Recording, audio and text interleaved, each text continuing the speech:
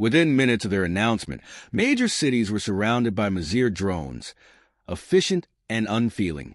The invaders had taken out satellites, communications, and military defenses as easily as a child plucks petals from a flower.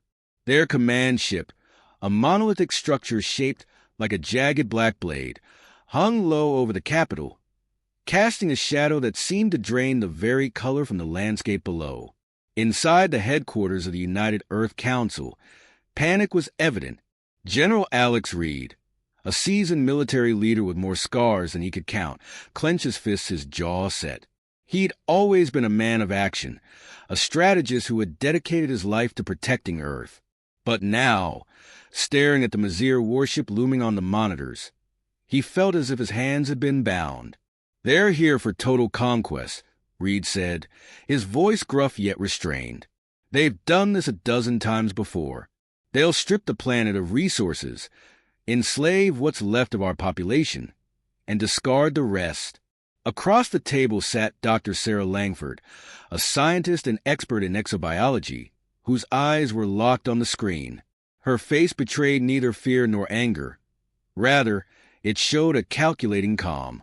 Where others saw doom, Sarah saw opportunity, a chance to study, to understand, and perhaps even to outsmart. "We don't have the technology to match theirs," Sarah admitted, leaning forward, her gaze intense. "But perhaps that's not what we need. They expect us to panic, to fight blindly. What if we gave them what they want, an immediate surrender? If we can make them believe we're weak, compliant." General Reed cut in. "You're suggesting we lie? Make a show of surrender to throw them off guard?" Sarah met his eyes. "Precisely. If we can make them arrogant enough to lower their defenses, we might find our moment to strike." At the head of the table sat President Elaine Carter, her face shadowed in thought. She was a pragmatic leader, known for her unwavering resolve, and in that moment, she was faced with a decision that could define humanity's future. She nodded slowly, understanding the risk and the stakes. "General Reed, Dr. Langford," she began, her voice steely yet calm, "if we fight them head-on, we'll lose. But if we use our minds, if we leverage their arrogance against them, then maybe we stand a chance. Our goal is to make them believe we are utterly defeated, that we're no threat. We'll draw them in, and then," her eyes sharpened, "we'll show them exactly what humans are capable of." Reed glanced at her, admiration in his eyes. Sarah looked equally impressed.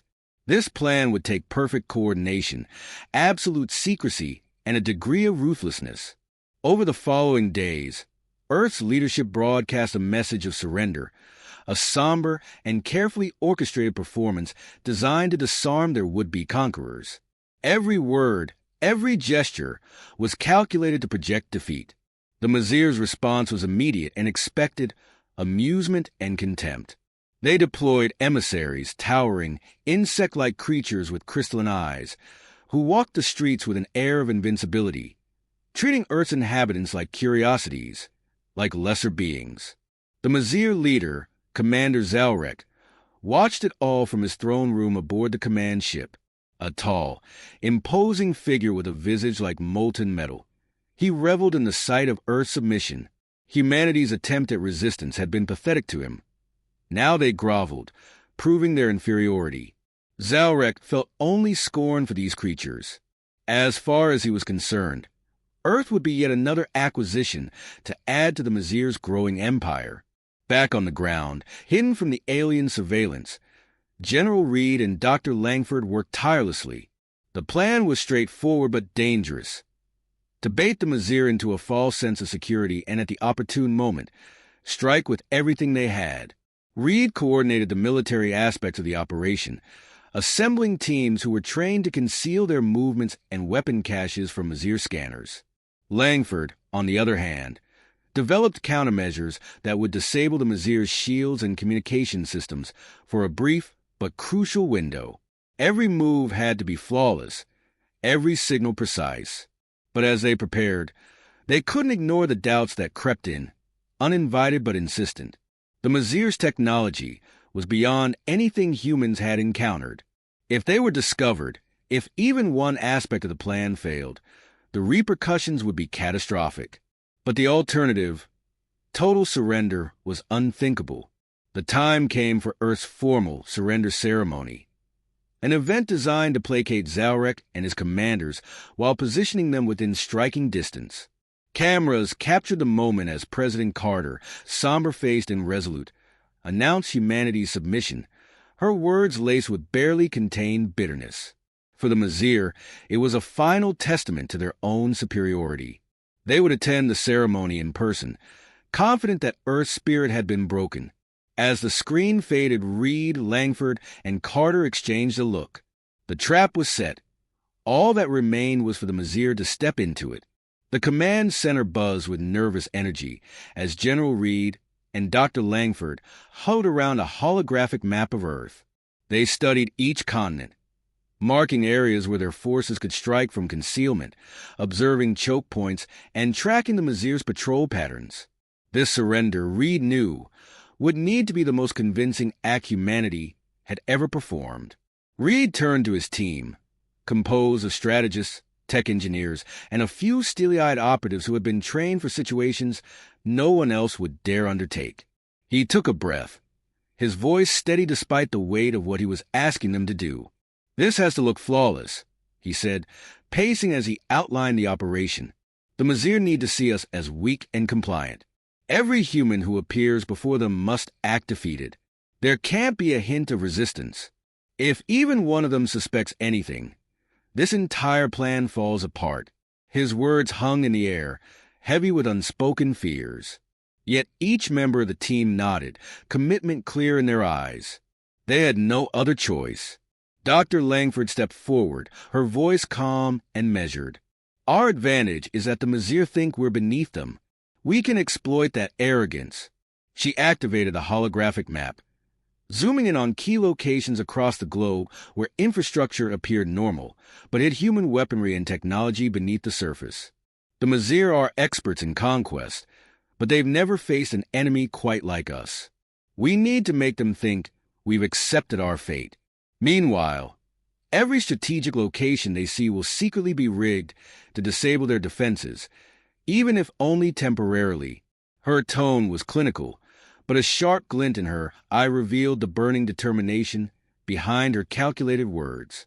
She was determined not only to outwit the Mizir, but to send a message. Humanity was not to be underestimated. The plan had several layers. Reed would oversee the military groundwork, disguising human weapons as decommissioned, diverting power grids to hidden generators, and setting up decoy installations that would lure the Mizir into vulnerable positions. Langford's role was equally vital.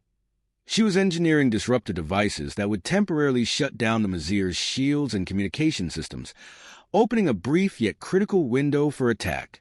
In a nearby lab, Langford worked with her tech team, calibrating the disruptor devices. Each device was small, handheld, and meticulously designed to be hidden within common objects like surrender banners and ceremonial artifacts. Every element of the plan, down to the smallest details, had to be flawlessly executed. As she adjusted the final disruptor, Langford turned to her assistant, a young engineer named Amir, whose face was taut with concentration. "These devices must work seamlessly. Even a millisecond delay could cost us everything," she said. Amir nodded, hands steady but his voice betraying a hint of anxiety. "Dr. Langford, what if they scan these artifacts? They have technology we can't even comprehend." Langford's lips curved in a slight smile, though her eyes held no humor. "The Mizir believe they've conquered our spirit. They won't expect us to fight back, especially not through something so subtle. They think we're too primitive to attempt sabotage." Across the complex, Reed gathered his own team, including a select group of operatives who would serve as surrender emissaries. These individuals would stand directly before the Mizir commanders during the surrender ceremony, positioning themselves as close as possible to ensure the disruptors were within range.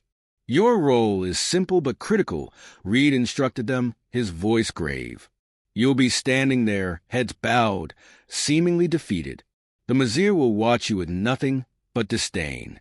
But as soon as the disruptors activate, you'll pull back. Let them think you're afraid. Then fall back to positions where you can activate the secondary phase. A ripple of murmurs passed through the team. They had trained for combat, for survival. But now they were training to pretend helplessness, to look the part of broken captives. The dissonance was uncomfortable, but each of them accepted the burden. Humanity's fate depended on their deception. The final stages of planning took place in the early hours of the morning, with Reed, Langford, and President Carter overseeing every last detail. They ran simulations, rehearsed scenarios, and drilled protocols for both the surrender and the counterattack to come. Fatigue set in, but adrenaline kept them sharp. There was no room for mistakes. After hours of preparation, the team gathered for a final briefing. President Carter looked over her people, her face solemn yet unyielding. "We may be outnumbered, outgunned, and outmatched in every conventional sense," she said. "But we have something the Mizir can't comprehend, a willingness to do whatever it takes to survive. They'll see our submission and think we've given up. That's the moment we show them they were wrong." With a deep breath, she nodded to Reed and Langford. "Are we ready?" Reed replied, "As ready as we'll ever be." Langford's face was set with fierce resolve. They won't see it coming. At her words, the team felt a renewed surge of purpose. They were about to risk everything, to pit humanity's ingenuity and resilience against an overwhelmingly powerful foe. And if their ruse worked, they would show the Mizir that Earth was no mere conquest. It was a force. As the team dispersed, each of them left with a shared sense of resolve, a quiet defiance that pulsed beneath their calm exteriors. The final preparations were complete, and all that remained was a performance. Their grand illusion of surrender. The stage was set, the trap meticulously laid. The day of the surrender arrived, heavy with silence as Earth's surrender emissaries gathered in a large open plaza, chosen specifically for its visibility and proximity to the Mizir Command ship's landing site. Under the midday sun, emissaries from every nation stood in somber formation, heads bowed in a practiced display of defeat. Crowds of civilians had been evacuated under the guise of precautionary measures, leaving the plaza barren and eerily quiet. A cold, metallic hum filled the air as the Mizir Command ship descended, casting a long, dark shadow across the plaza. It was an intimidating monolith of alien technology, bristling with weaponry and surveillance equipment. The ship touched down with an ominous finality, its doors hissing open to reveal the Mizir's top commanders, led by Commander Zalrek himself. Clad in sleek armor that shimmered like liquid metal, Zalrek strode out with an arrogance that bordered on disdain. General Reed watched from a concealed vantage point, hidden among a network of human command posts rigged to monitor the event. His heart hammered, though he forced himself to remain calm, fingers resting on the communicator that would give the signal to his team. This was the final phase of their gambit. They had planned meticulously, prepared for countless contingencies, but it all came down to this one moment. Dr. Langford, positioned with the emissaries, maintained her controlled, deferential demeanor, concealing a disruptor device in the folds of her cloak. She studied Zalrek as he advanced, taking note of his alien gait, the way his multifaceted eyes scanned the emissaries with a mixture of amusement and contempt. Zalrek believed he was looking at a species utterly broken, on the brink of submission. Zalrek stopped before President Carter, who stood at the front of the human delegation. She looked diminished in his presence, her gaze lowered as she extended her hands in a gesture of surrender, barely containing her own loathing. The alien commander sneered, his voice dripping with condescension as he addressed her. "Your resistance was brief, insignificant," Zalrek intoned, his voice reverberating like grinding metal. "Did you really think you could stand against the Mizir? We are older than your civilization, more advanced than you can comprehend." President Carter clenched her hands, hiding her fury. She maintained her posture, her voice restrained as she spoke. "We recognize that resistance is futile, Commander Zalrek. Earth is yours, and we submit to your authority." Behind her words, a current of unspoken defiance simmered, but Zalrek, wrapped in his own superiority, took it as confirmation of humanity's weakness. He lifted one of his gauntlet hands and gestured dismissively. You will serve as another resource of the Mizir Empire, and you will be grateful for the privilege. The alien officers at Zalrek's side smirked, their expressions a mirror of his disdain. They had lowered their guard completely, lulled by the human's humble display. And this was the precise moment Dr. Langford had been waiting for. With a barely perceptible movement, Langford triggered the disruptor device concealed within her cloak. In an instant, a faint pulse radiated outward, invisible to the eye but powerful enough to send a jolt through the Mizir's advanced systems. Their shields flickered, and a ripple spread across the plaza as their technology sputtered under the influence of the disruptor field. General Reed, monitoring from his post, felt a surge of satisfaction as he watched the Mizir's shields fluctuate. He quickly gave the signal, sending out a single, encrypted command across a hidden communication channel. Engage. All at once, Earth's hidden defenses activated.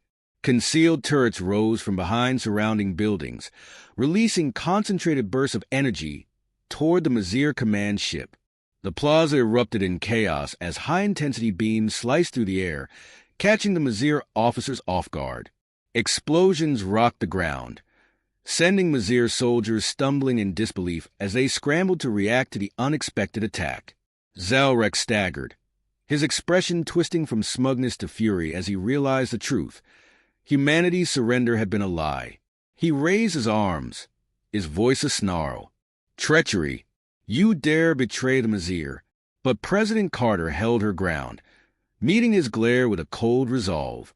You thought we would simply hand you our world? You underestimated us, Commander. That was your mistake.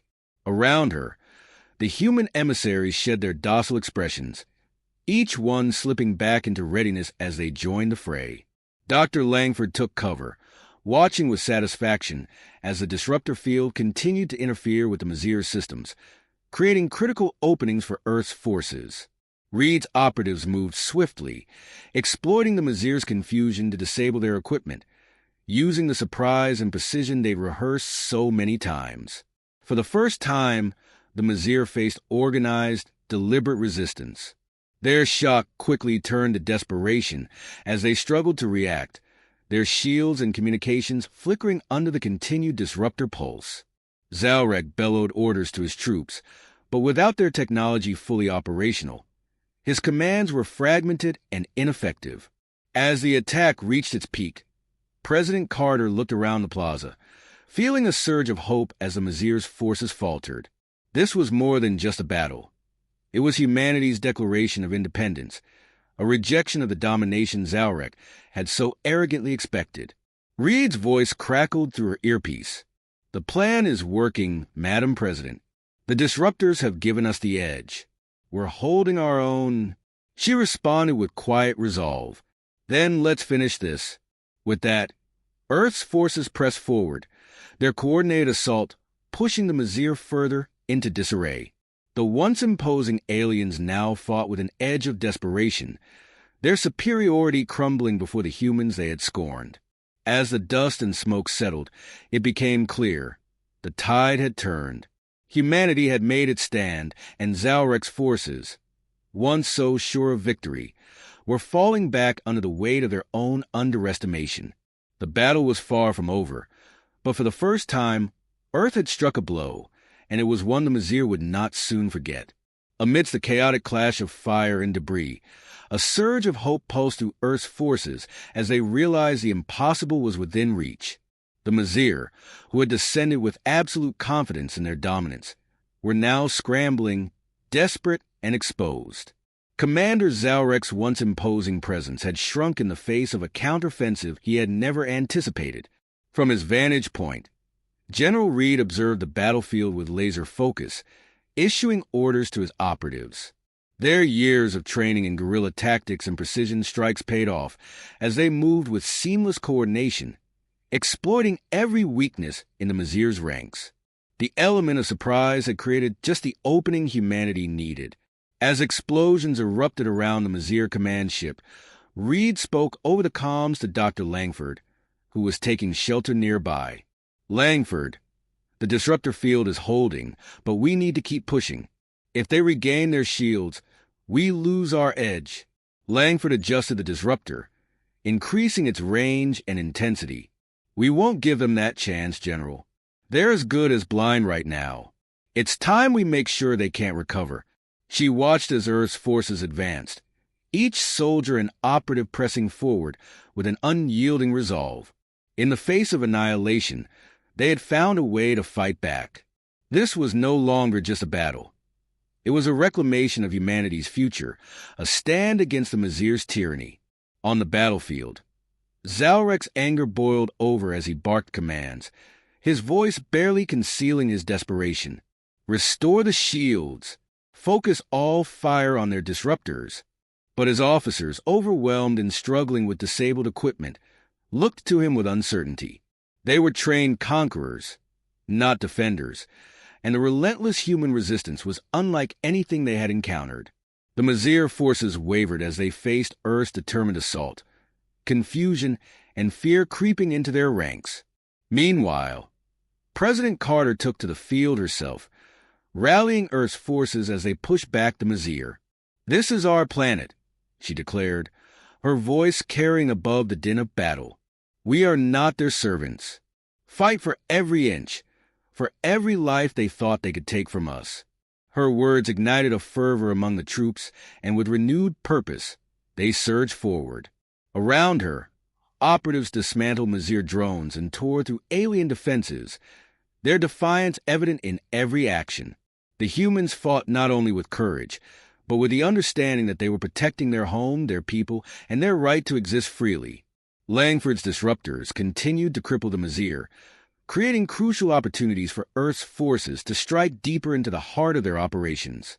With each passing minute, the Mazir found themselves outmaneuvered and outmatched, their numbers thinning under Earth's relentless assault. Reed's voice crackled over the comms again, laced with grim satisfaction. "Langford, Carter. The Mazir's command ship is vulnerable. We've got their main defenses down. It's time to hit them where it hurts." President Carter nodded, determination etched in her face. She relayed the command to all units, signaling for the final assault. The human operatives converged on the Mazir command ship, launching a coordinated strike that targeted its engines and weapon systems. Explosions erupted across the ship's exterior, the once gleaming hull scorched and battered. Inside, Zalrek reeled as alarms blared and sparks flew from damaged consoles. He could feel the humiliating truth settle over him. He had underestimated these humans, and now he was paying the price. With a roar of rage, he attempted to regroup his forces, but Earth's assault was relentless. The human soldiers stormed the ship's landing platform, breaching its defenses with an intensity fueled by the months of fear, loss, and desperation they had endured. They moved through the corridors, dismantling every piece of alien technology they encountered, ensuring that the Mazir would never again threaten their world. At last, Carter, Reed, and Langford entered the command room, standing face to face with the battered Mazir leader. Zalrek, backed against a console, glared at them with a mix of defiance and disbelief. His arrogance was gone, replaced by a desperate anger. You primitive creatures," he spat, struggling to keep his composure. "You'll pay for this insult." Carter stepped forward, her gaze unwavering. "This is our home, Zalrek. We are done being pawns in your empire. You came here expecting submission, but all you found is your own defeat." Reed leveled his weapon at Zalrek, but Carter lifted a hand, signaling him to stop. She took one last look at the defeated alien commander, then addressed him with cold finality. "You were wrong to think that fear would break us. This is humanity's victory. Take it back to your people, and let them know what happens when they threaten Earth." Zalrek's expression twisted with rage and humiliation, but he knew there was no escaping this defeat. He gave a bitter nod, and with a final sneer, he activated a retreat signal. The remaining Mazir forces, scattered and weakened, received the order and began their hasty withdrawal, leaving Earth's forces to reclaim the ground they had fought so hard to protect. As the alien ships lifted off, vanishing into the atmosphere, A wave of relief washed over Earth's defenders. The sky cleared and the sun broke through, illuminating the battered but standing figures of humanity's heroes. They had done the impossible. They had stood up to a galactic empire and won. Dr. Langford, standing beside Carter and Reed, watched the retreating ships with a mixture of exhaustion and pride. "They'll think twice before underestimating us again," she murmured. President Carter looked out over the ravaged battlefield, a hard-won sense of hope glinting in her eyes. "We've shown them what it means to be human, resilient, determined, and willing to fight for our freedom. Today, we've earned our place among the stars." General Reed nodded, his expression resolute. "And if they ever return, they'll find us ready." With that, they turned to face the scattered crowds of soldiers and civilians gathering in celebration and relief. Earth had not only survived but had triumphed, proving that no matter the odds, humanity would never yield to oppression. This was their world, their future, and no alien power would ever take it from them again.